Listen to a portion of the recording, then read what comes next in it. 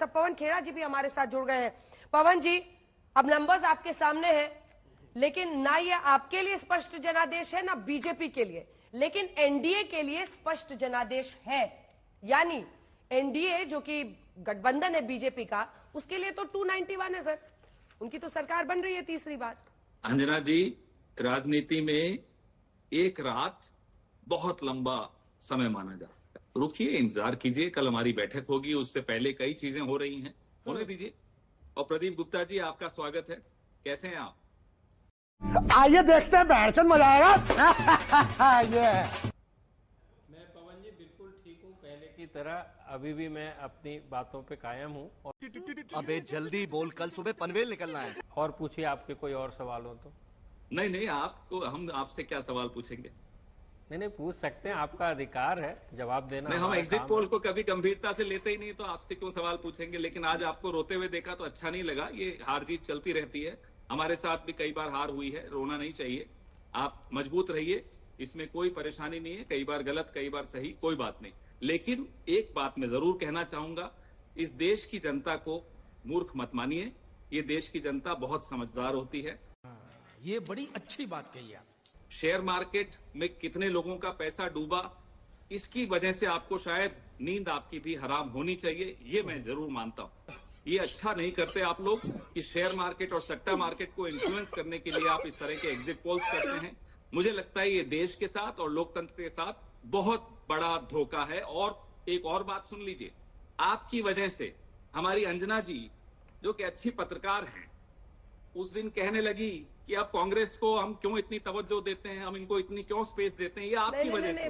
पवन जी, नहीं, आप गलत कोट कर रहे हैं और ऐसा आपके कई लोग कर रहे हैं और बहुत सारे लोग जबरदस्ती डाल रहे हैं। वो यूट्यूबर्स पर जब मेरे को एंकर ने टिप्पणी शुरू की कि जो यूट्यूबर्स हैं वो ये कहते थे, वो कहते थे, तब मैंने उनके लिए ये कहा था कि आज तक जैसे चैनल पर हम 5 मिनट यूट्यूबर्स क्या कर रहे हैं इस पर चर्चा ना करें। झूठ पे झूठ बोलती जा रही है, शर्म नहीं आती? जिस दिन से मिली है उस दिन से झूठ पे झूठ बोलती जा रही है। शक्ल देखो कितनी भोली है, लेकिन अंदर से लोमड़ी है। तो अच्छा हुआ आपने बात कह दी, तो मैंने उसको क्लैरिफाई कर दिया। कांग्रेस पार्टी के गेस्ट आते हैं मेरे शो में और मुझे किसी को सफाई देने की जरूरत है नहीं, लेकिन वो टिप्पणी यूट्यूबर्स के लिए थी। प्लीज डू नॉट मिसकोट मी। चलिए पवन जी, क्या मैं जवाब दे दूं? फिर से प्रदीप जी से फिर मुखातिब होऊंगा। प्रदीप जी, देश और लोकतंत्र के साथ धोखा करना बंद कीजिए। ये अच्छा नहीं है, ये पाप है, अपराध नहीं, पाप है। प्रदीप जी। पवन जी, आपने 2-3 सवाल उठाए और मैं उनका सिलसिलेवार। मैं सवाल तो एक भी नहीं उठाया, माफ कीजिएगा, मैं आपसे सवाल नहीं आपने या जजमेंट दे दिया, कोई सवाल नहीं उठा रहा मैं। जजमेंट दे दिया आपने लोकतंत्र के साथ। जजमेंट भी देने वाला नहीं हूं मैं। ये आपकी तरह नहीं हूं कि मैं जजमेंट दे दूं कि कांग्रेस और राहुल गांधी बेकार है। ये सब मैं नहीं करता, माफ कीजिएगा। ना मुझे आपको सलाह देनी है, ना मुझे आपसे सवाल पूछने हैं, ना मुझे आपको कोई जजमेंट देनी है। मुझे जो कहना था मैंने कह दिया। आगे आपकी इच्छा, आपको सुनना है सुनिए, नहीं सुनना मत सुनिए। लेकिन आप इस देश के साथ, इस देश के वोटर के साथ, इस देश के लोकतंत्र के साथ एक बहुत घटिया और वाहियात मजाक करते हैं। ये उनका जवाब सुन लीजिए पवन जी। नहीं, जवाब सुन लीजिए। ये पाप है। इस पाप को हम लोग नहीं स्वीकार करते। इस देश की जनता ढूंढ रही है आज आप, माफ कीजिएगा, ढूंढ रही है आज आप।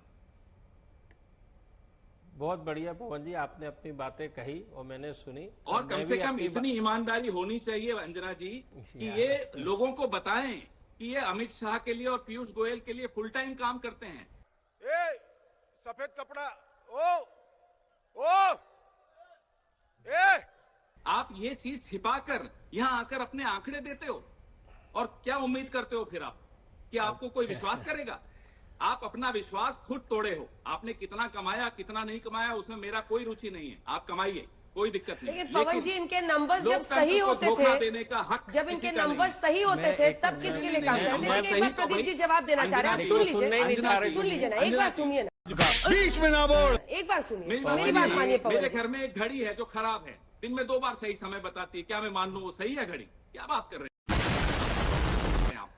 बोलिए पवन जी, आप मुझे भी तो अपनी बात कहने का मौका देंगे कि? अरे मैं तो यहाँ आया था कि अंजना जी से बात करने का हो, तो आप दिख गए तो मेरे मन की बात थी, मैंने आपको दे दी। अब अंजना जी मुझसे सवाल पूछें। आप क्यों सवाल पूछेंगे मुझसे? नहीं, मैं सवाल नहीं पूछ रहा आपसे कोई, मैं कह रहा हूँ आप या तो यहाँ बीजेपी के प्रवक्ता बन के बैठे हो तो मैं सुन लूंगा आपकी बात, मैं पवन साइकोलॉजिस्ट जी, की बात जिस पर मुझे विश्वास नहीं है मैं क्यों सुनूं? ये मुझे अब आप बताइए ये ना। देखिए कि लोकतंत्र की हत्या अरे अब आप लेकिन कर मैं रहे आपकी हैं। बात सुनूं क्यों?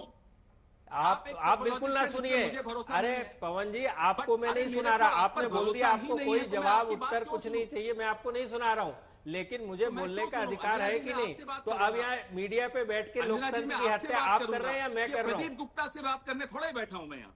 नहीं तो कौन मत जी? बैठिए ना, आप प्रदीप नहीं, ये गुप्ता से कौन बात है? नहीं करनी है तो मत ये बैठिए। कौन है? अंजना जी हैं कौन? अच्छा ठीक है, मुझे बताइए। उसी वही है जिन एक पर आदमी आपने जो ट्वीट लोकतंत्र किया की था, सरेआम वही है जिन हत्या पर करता ट्वीट है, किया था, वो अपना पक्ष जो रखना चाह रहे आदमी हैं क्योंकि लोकतंत्र उन्होंने की हत्या ये करता एग्जिट है, पोल किया है और लोकतंत्र उनका का एग्जिट पापी पोल है, कई उस बार पापी से मेरी बात क्यों करा रहे हो आप? सही भी निकला मैं तो है, ये पापी कर्नाटक मानता में हूं। सही निकला था पवन जी। जली ना, तेरी भी जली। खत्म, bye bye, tata, goodbye, गया।